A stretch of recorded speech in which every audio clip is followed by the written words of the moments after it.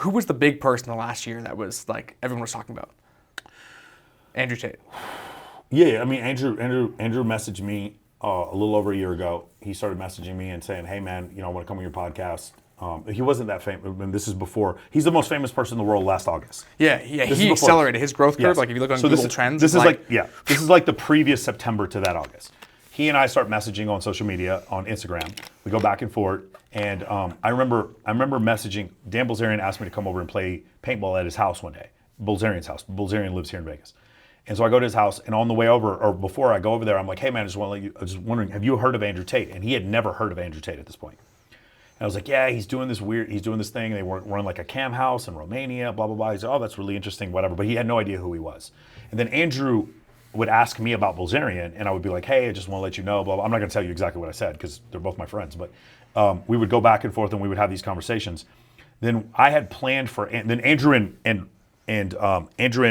Dan became connected without me. Like they just became connected on their own. They met on Instagram.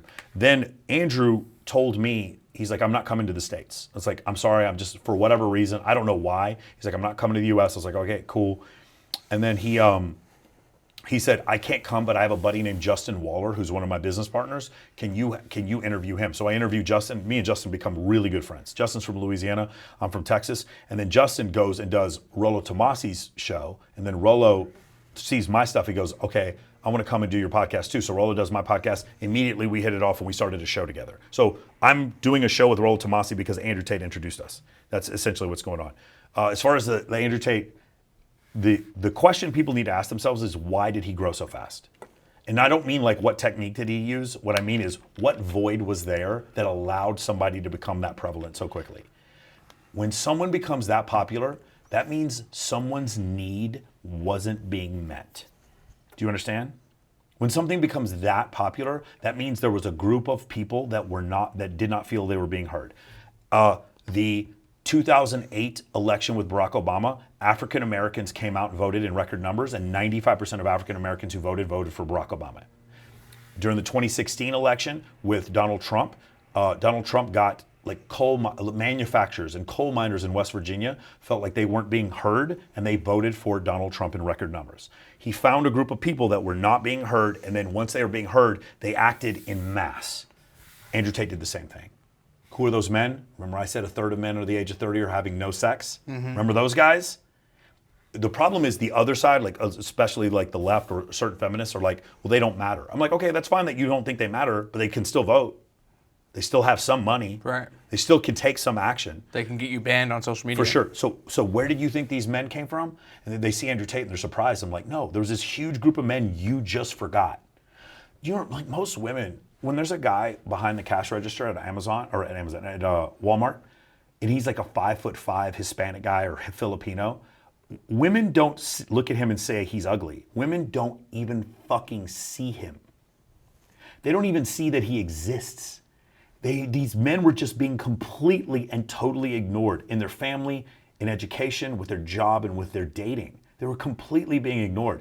And then a guy comes out there and be like, "Hey, you know what? I think it's okay to be masculine." Now, he said some things I would have never repeated. I'm never going to say Don't even say it. Yeah.